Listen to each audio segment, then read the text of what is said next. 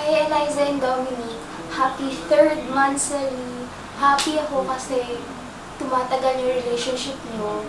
Sana mas maging stronger pa yung relationship nyo kahit magkalayo kayo. Sana mas maging tight pa yung bonding nyo. And sana hindi mawawala yung trust, love, time, understanding sa relationship nyo. Dahil alam ko mag-work yan. Eliza, alam ko masayang-masaya kay Dominic. Dominic, ingatan mo si Eliza, okay?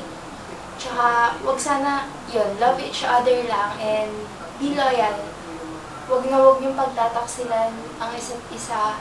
And sana, habang magkalayo kayo, yun yung gawin yung parang challenge na mas tumagal yung relationship nyo. I'm happy for you guys. Stay strong and sana kayo na para sa isa't isa. Bye-bye guys. I miss you. I love you.